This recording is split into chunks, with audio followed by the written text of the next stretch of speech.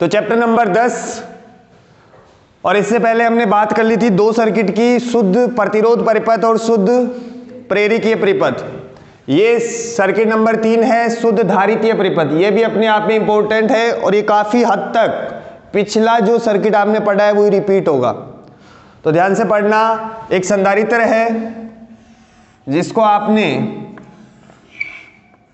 एक प्रत्यावर्ती वोल्टता स्रोत के साथ श्रेणी क्रम में संयोजित किया गया है। V बराबर क्या है, Vm साइन ओमेगा टी, यही है। एक संधारित्र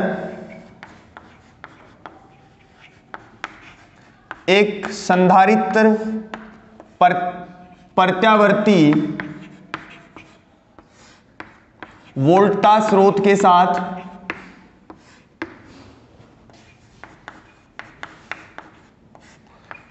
के साथ श्रेणी क्रम में संयोजित है,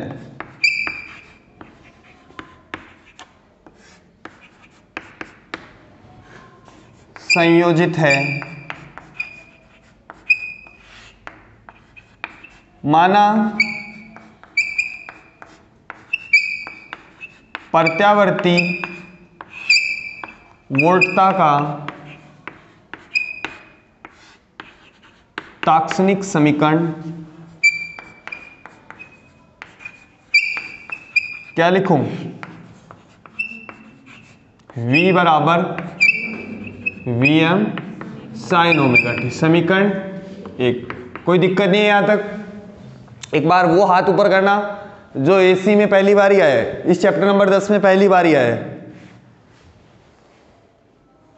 दो तो बेटा आप बैठ जाओ आराम से, नहीं समझेगा, नहीं समझ में आएगा अभी ये चैप्टर। इसमें मेरी गलती नहीं है, गलती आपकी है भी। देखो सीधी सी बात है, या तो आप मेरी वीडियो देखना या फिर हटा देना कि सिलेबस में ये चैप्टर नहीं है, क्योंकि आपको पता है इसकी बेसिक बातें मैंने बहुत सारी पढ़ा दी है। अरे बोलो, 2-3 दिन से लगा हूं मैं, तो काफी कुछ बातें मैंने बता दी है। अब काफी जो नए बच्चे हैं उनको तो ये भी नहीं पता कि ये सिंबल किसका है। पता तो अभी चौक छोड़ दूंगा, ये सिंबल किसका है, किस चीज का सिंबल है ये, नए वाले नहीं पता, एसी का। अबे गेंडे, तू समझता क्या है, तेरा पता ही नहीं है। चल अब तो समझ ले इधर। तभी मैंने सोचा कल तो तू था यहाँ, परसों तू टोपी लगा के आया था, तेरी बेइज्जती की थी मैंने, फिर कल तू नहीं लगा के आया, आज तू मेरी वापस कर ले। पर तेरी तरह वो बुड्ढे वाली नहीं है ये, ध्यान रखियो। हाँ पैसे लगे इसके, दादाजी बड़ी मांग की नहीं लाया, इधर आजा, ठीक है। इतना तो लिख ही सकते हो भाई। ये समझाने के बाद करवा के देखूंगा मैं आपसे। माना किसी समय टी पर, माना किसी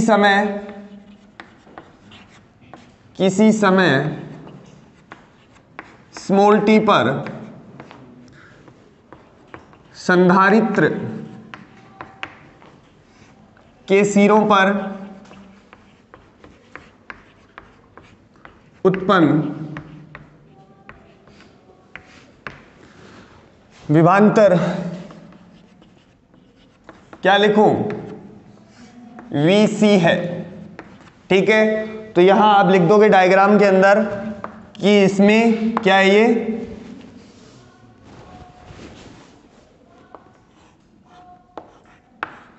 VC है, कोई दिक्कत, ठीक है। अब क्या लिखूं, किरचॉफ के द्वितीय नियम से, किरचॉफ के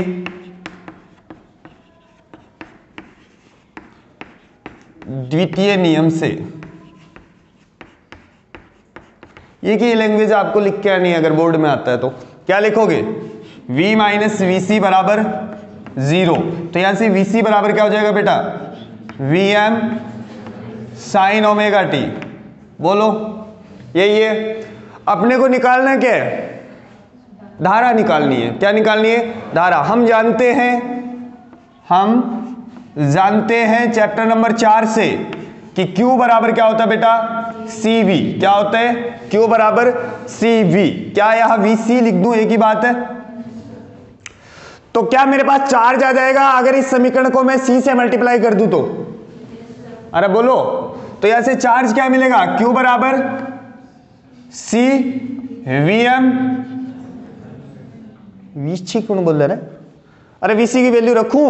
VM साइन ओमेगा टी। बोलो हाँ ना। अब अगर आपके पास आवेश हो तो धारा कैसे निकालते हैं? I बराबर dq by dt, chapter number 5 से लिख दूं? तो I बराबर क्या होगा बेटा? dq by dt। क्या q की वैल्यू है मेरे पास? ठीक है भाई। तो ये d और ये dt, Vm sign omega T. बोलो यही है। क्या साइन का अवकलन आता है? क्या होगा? क्या होगा? कोस। क्या ओमेगा बाहर आएगा?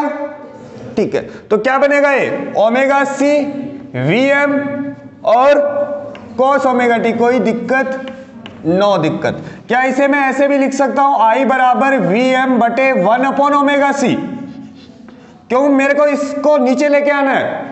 तो क्या ये जो नीचे वाला प्रोग्राम है ये प्रतिरोध बनेगा और इसका एक स्पेशल नाम होगा। क्या नाम होगा? क्या नाम होगा रे बायोलॉजी वालों? मैं घुसा मारूंगा ना खींच के। करवाया था मैंने? वैसे बता दो। चलो नहीं करवाए तो ही बता दो। इसको बोलते हैं बेटा, ध्यान से समझना इधर, अब ये अलग से प्रोग्राम है। इसे लिखते हैं XC से। किससे? XC। क्या ये? और इसे बोलते हैं या तो धारितीय प्रतिरोध बोल दो। क्या? धारितीय प्रतिरोध या फिर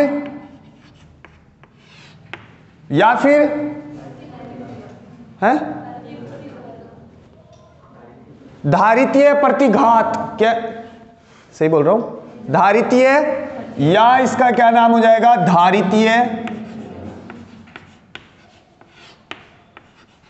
प्रतिघात। इसकी यूनिट क्या होगी? ओम। क्या होगी? ओम। पूछ ले आपसे कि धारितीय प्रतिरोध या धारितीय प्रतिघात क्या है? जब किसी प्रत्यावर्ती वोल्टता स्रोत के श्रेणी क्रम में, सुनना, जब किसी प्रत्यावर्ती वोल्टता स्रोत के साथ संधारित्र को संयोजित किया जाता है तो धारा के रास्ते में जो बाधा उत्पन्न होती है उसे क्या बोलते हैं? धारितीय प्रतिरोध, जिसका मात्रक क्या होगा? ओम। क्या होगा? कोई दिक्कत? नो दिक्कत। क्या बेटा XC बराबर 1 अपॉन ओमेगा सी? क्या ओमेगा का मान आपको पता है? कितना? 1 अपॉन 2 पाई F और C। क्या XC is inversely proportional F? बोलो। क्या धारितीय प्रतिघात या धारितीय प्रतिरोध जो है वो धारिता के व्युत्क्रमानुपाती है? मैंने क्या बोल दिया? कोई बात नहीं है, धारिता के भी व्युत्क्रमानुपाती है। घूसा मारूंगा मैं खींच के। हाँ, अरे गलत थोड़ी बोल रहा है। नहीं नहीं मास्टर, ऐसे ऐसे नहीं, देख ऐसे चलेगा नहीं। बोला तो तूने गलत ही था, लेकिन जुगाड़ लगा लिया तूने। ग्राफ बना दूं? क्या XC और F में जो ग्राफ है वो बेटा कुछ इस टाइप से बनेगा? बोलो, समझ गए? अब बात करते हैं XC फॉर DC। किसके लिए? DC के लिए। क्या बेटा XC फॉर DC जो है वो अनंत होगा? कितना होगा? इसका मतलब क्या है कि संधारित्र अपने अंदर से दिष्ट धारा को प्रवाहित नहीं होने देगा। इसका मतलब चैप्टर नंबर 4 गलत पढ़ लिया। हर बार आपने संधारित्र जोड़े और नीचे बैटरी जोड़ी है, इसका मतलब चैप्टर नंबर 4 गलत है या फिर ये गलत है? कुछ भी गलत नहीं है। चैप्टर नंबर 17 के अंदर आप एक धारा पढ़ोगे जिसे बोलते हैं विस्थापन धारा, डिस्प्लेसमेंट करंट। उसका इस चीज का निवारण वहां करेंगे अपन। समझ में आई बात? कि जब डीसी को जोड़ेंगे तो इसके बीच में एक धारा प्रवाहित होती है और उस धारा का नाम क्या है? विस्थापन धारा है, जो कहां पढ़ेगा अपन? फिजिक्स के लास्ट चैप्टर में, कक्षा 12 के लास्ट चैप्टर में। कोई दिक्कत है क्या? अभी आप क्या ध्यान रखोगे कि एक्सी की वैल्यू डीसी के लिए कितनी होती है? अनंत होती है। कोई दिक्कत? ठीक है। एक और नाम बताया था, याद हो तो? एससी। क्या नाम बनेगा इसका? धारितीय, धारितीय अधिकल्पित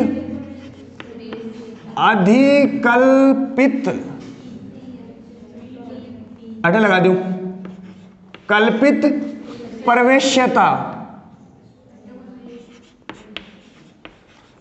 तो आवे मैंने, या धारितीय चालकत्व। क्या है? बात समझ में आई? और ये क्या होगा?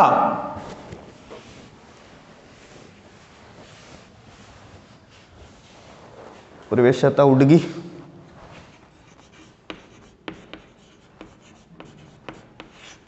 क्या बेटा एसएल जो है वो बराबर होगा 1/xc के?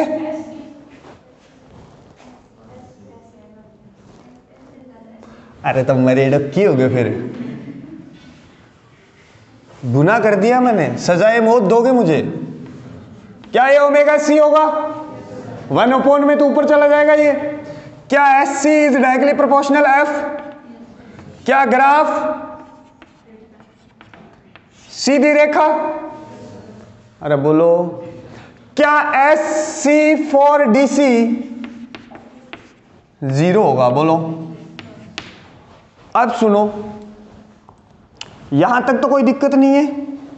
फिर ये जो नीचे है ना 1/ωc, इसे क्या बोलते हैं बेटा? धारितीय प्रतिरोध या धारितीय प्रतिघात। होता क्या है? परिभाषा पूछ लेगा आपसे कि धारितीय प्रतिघात किसे कहते हैं? जब संधारित्र को प्रत्यावर्ती वोल्टेज स्रोत के साथ संयोजित किया जाता है तो धारा के रास्ते में जो बाधा उत्पन्न करता है उसे क्या बोलते हैं? धारितीय प्रतिरोध या धारितीय प्रतिघात। XC बराबर 1/ωc। ओमेगा क्या हो जाएगा? 2πf। XC is directly proportional 1/f या XC is inversely proportional f। Graph क्या बनेगा? ये अगर बात करूं मैं XC फॉर DC, DC के लिए इसका मान कितना होगा? अनंत, यानी कि ये अपने अंदर से DC को प्रवाहित नहीं होने देगा। तो इस चीज का सॉल्यूशन अपन कहां निकालेंगे? चैप्टर नंबर 17 में। फिर एक और नाम है धारितीय अधिकल्पित प्रवेश्यता। धारितीय अधिकल्पित प्रवेश्यता, जिसका मान होता है धारितीय प्रतिघात के व्युत्क्रम के बराबर। तो SC जो है वो डायरेक्टली प्रोपोर्शनल होगा किसके? F के। क्या ग्राफ ऐसा बनेगा? अगर मैं बात करूं SC फॉर DC तो क्या इसकी वैल्यू 0 होगी? अगर आपसे ये सर्किट पूछता है तो बस इतना लिखना आप, ना तो XC की परिभाषा, अरे समझ रहे हो क्या? क्योंकि वरना एक पेज तो इसमें भर जाएगा। अलग से अगर पूछे कि धारितीय प्रतिघात या प्रतिरोध क्या है, उसका मात्रक क्या होता है, ग्राफ वगैरह, फिर चिप देना चिमनी। अरे बोलो, समझ गए? मैं वापस वहां आता हूं।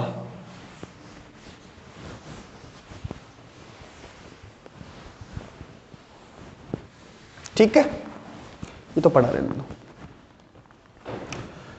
क्या बेटा I बराबर Vm/XC लिख दूं? क्या है? कोस को क्या लिख सकता हूं?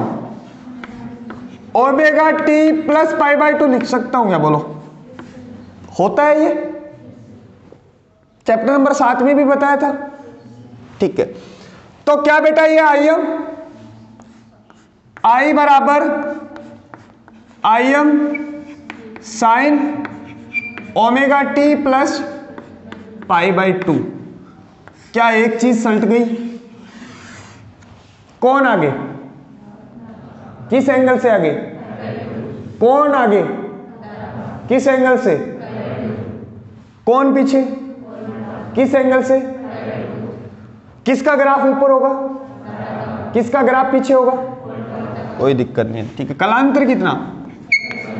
π/2, कोई दिक्कत नहीं है। बड़ी ईमानदारी से पढ़ाया भी ये चैप्टर, आना चाहिए आपको। 2 नंबर कौन सा ग्राफ? ज्यावक्रीय ग्राफ।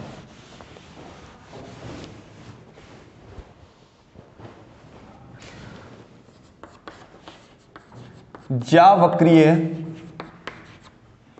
ग्राफ, ठीक है, बना दूं?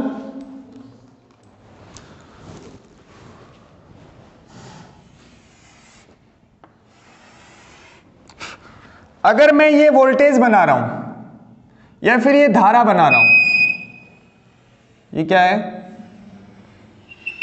ये V बराबर I बराबर Im sine omega T plus π/2, ठीक है। तो क्या बेटा ये जो कोण होगा ये π/2 का होगा? क्या ये कोण पाई का? क्या ये 1.5 पाई का? बोलो। और क्या ये 2 पाई का? यही है। तो बताओ धारा, अगर ये धारा है तो वोल्टेज कहां से होगी? नीचे से। कहां से होगी? नीचे से। लेकिन उसकी जो मैक्सिमम वैल्यू है, क्या उसे वोल्टेज से ज्यादा बनाऊं? सॉरी, धारा से ज्यादा बनाऊं?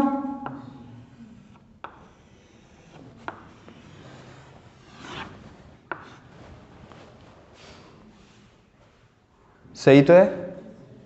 अरे बोलो, क्या ये जो कलांतर है ये π/2 का है? कोई दिक्कत नहीं है। क्या ये जो इक्वेशन है ये है किसकी? V बराबर Vm साइन ओमेगा टी। कोई दिक्कत नहीं है। ये कौन सा ग्राफ हो गया? ज्यावक्रीय ग्राफ। कौन सा? ज्यावक्रीय ग्राफ। कोई दिक्कत? बोलो। अब कौन सा बनाएंगे? फेजर आरेख। कौन सा? फेजर आरेख। 4 नंबर, 3 नंबर। फेजर आरेख।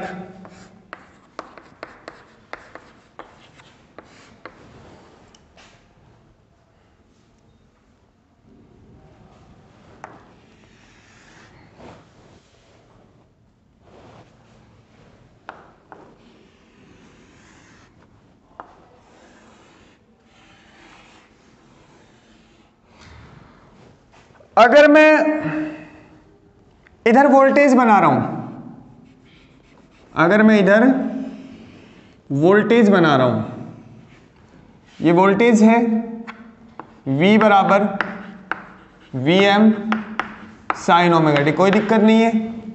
क्या बेटा ये वाला जो एंगल है ये ओमेगा टी है? बोलो।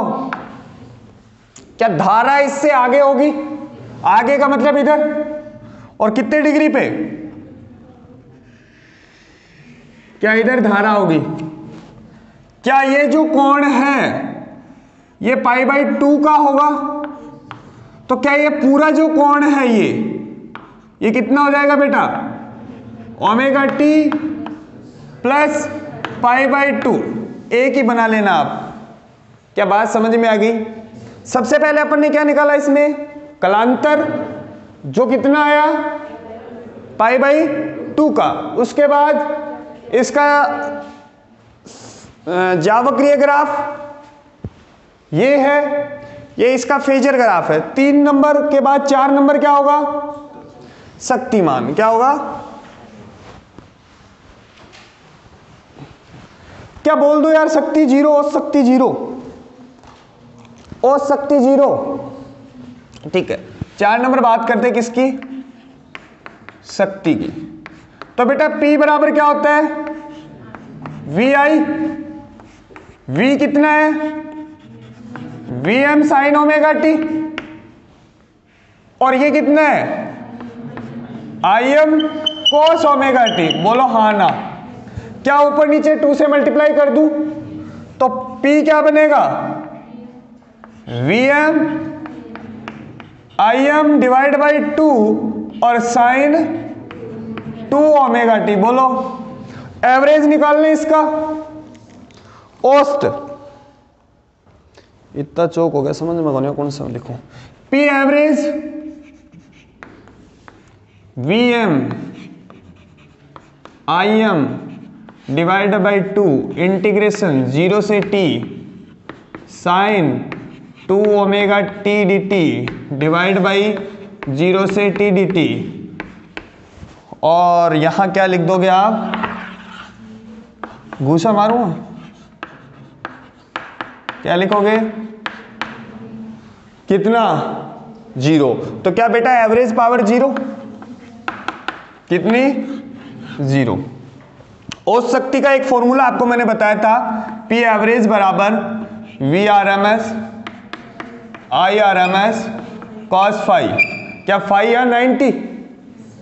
तो कॉस 90 कितना? 0। तो क्या मैं बोल दूं इसका शक्ति गुणांक, इसका शक्ति गुणांक। टॉपिक हटा दिया है। कितना? अभी तक 3 सर्किट पड़े हैं। आर में शक्ति गुणांक कितना आया? 1। एल में कितना? 0। सी में कितना? 0। बोलो हाँ ना। ठीक है। अब मैंने बोला तो ऐसे था कि वो चीज नहीं समझाऊंगा, लेकिन फिर भी समझा देता हूं। संधारित्र का आवेशन तथा निरावेशन, और इससे पहले वाले टॉपिक के अंदर क्या टॉपिक था? वो कुंडली का चुंबकन और विचुंबकन। तो ये इंपॉर्टेंट है भी। कितने नंबर पॉइंट है ये? 5। सुनना, संधारित्र का आवेशन तथा निरावेशन। ध्यान से समझना बेटा, इंपॉर्टेंट टॉपिक है ये। क्या आप जानते हो कि Q बराबर CV होगा? होता है, यानी कि Q जो है वो विभवांतर पे डिपेंड करेगा। Q जो है वो विभवांतर पे डिपेंड करेगा, यानी कि जैसे जैसे विभवांतर बढ़ेगा वैसे वैसे वो संधारित्र आवेशित होगा, और जैसे जैसे विभवांतर घटेगा वैसे वैसे वो संधारित्र क्या होगा? डिस्चार्ज होगा। बोलो समझ में आ गई बात? और बेटा C की जो वैल्यू होती है ना, आपने चैप्टर नंबर 4 के अंदर देखा होगा, इसकी जो वैल्यू होती है वो माइक्रो में होती है, माइक्रो फैराडे। ठीक है, तो मैं ग्राफ बना रहा हूं किस किस का? यह लिख रहा हूं ज्यावक्रीय ग्राफ,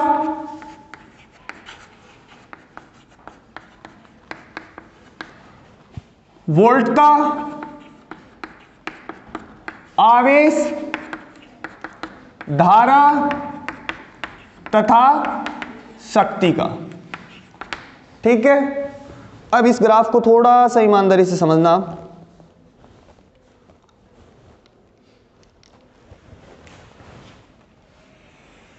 वैसे कल समझा दिया था उसी टाइप का ये है, ज्यादा कुछ टिपिकल तो है नहीं ज्यादा।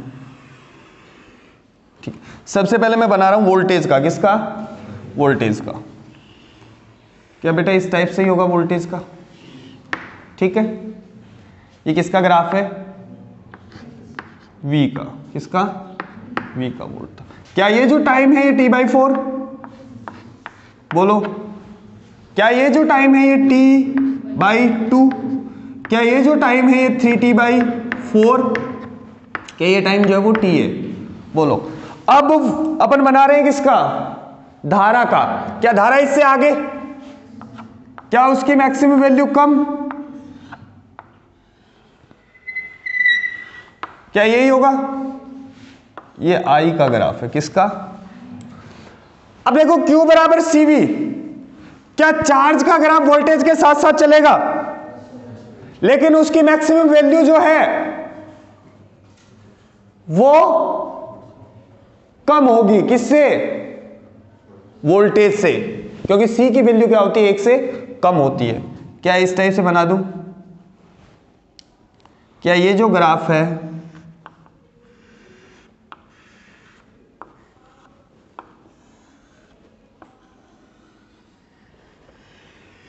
ये किसका है बेटा?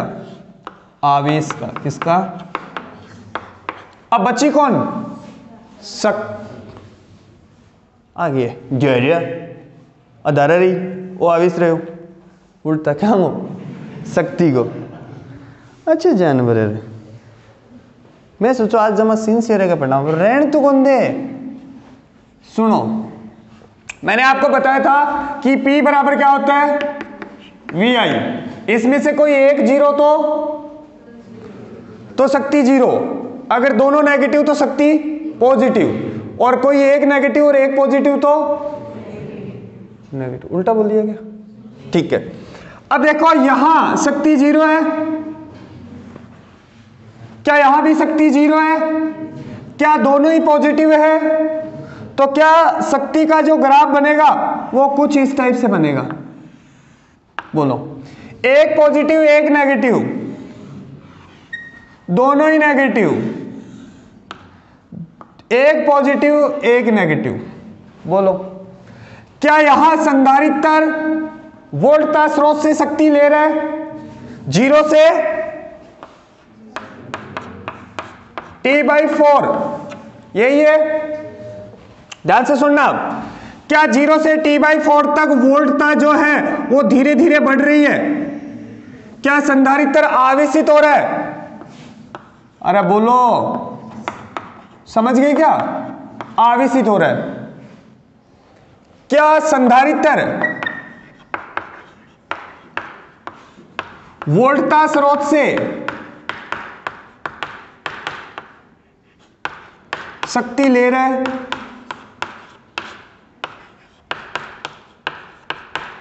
बोलो, समझ गए क्या? और T/4 से T/2 तक क्या संधारित्र बेटा निरावेशित? बोलो, क्या शक्ति, समझ गए होगे, लौटा रहा है वापस। बोलो, अब क्या हो गया? क्या धारा ने अपनी दिशा बदल ली? थोड़ी सी गड़बड़ हो गई। नहीं, वोल्टता ने अपनी दिशा बदल ली। अरे बोल, ध्रुवता वोल्टता पे डिपेंड करती है, चार्ज जो है वो वोल्टता पे डिपेंड करता है। तो क्या पहले मान लो ये संधारित्र इस टाइप से था, ये प्लेट पॉजिटिव थी, ये नेगेटिव, तो जैसे ही वोल्टता चेंज होगी तो क्या ये भी अपनी ध्रुवता बदल लेगा? यानी कि इस प्लेट पे अब कैसा चार्ज आ जाएगा, नेगेटिव, और इस प्लेट पे कैसा हो जाएगा, पॉजिटिव। बोलो, समझ में कि क्या बात? क्या फिर से T/2 से 3T/4 तक संधारित्र आवेशित होगा? बोलो, 3T/4 से T तक निरावेशित। क्या कोई दिक्कत है किसी को? समझ गए ये टॉपिक? ये समाप्त हो गया भाई, ये इंपॉर्टेंट है। इस टॉपिक के अंदर आपने क्या किया? सबसे पहले निकाला आपने कलांतर। कलांतर कितना आया? π/2 का। कौन आगे? धारा आगे। कौन पीछे? वोल्टता पीछे। उसके बाद आपने क्या बनाया? इसका ज्यावक्रिय ग्राफ। फिर क्या बनाया आपने? इसका फेजर आरेख। फिर शक्ति, और फिर संधारित्र का आवेशन और निरावेशन। Q जो है वो डिपेंड करता है किस पे? वोल्टेज पे। आपने ज्यावक्रिय ग्राफ बनाया वोल्टेज, आवेश, धारा और शक्ति का, जो इस टाइप से बना है। 0 से T/4 तक संधारित्र ऊर्जा ले रहा है, T/4 से T/2 तक दे रहा है, T/2 से 3T/4 तक ले रहा है, वापस दे रहा है, इसलिए उस शक्ति कितनी है? 0। 0 से T/4 तक संधारित्र क्या हो रहा है? आवेशित। T/4 से T/2 तक निरावेशित हो रहा है, और फिर T/2 से 3T/4 तक संधारित्र की ध्रुवता चेंज होगी। ध्रुवता चेंज होने का मतलब पहले जो प्लेट पॉजिटिव थी, अब वो प्लेट क्या होगी? नेगेटिव। ये आवेशित हो रहा है, फिर ये निरावेशित हो रहा है। तो ये आपका सर्किट नंबर 3 हो गया, शुद्ध धारितीय परिपथ। अगली क्लास में अपन बात करेंगे नेक्स्ट सर्किट की।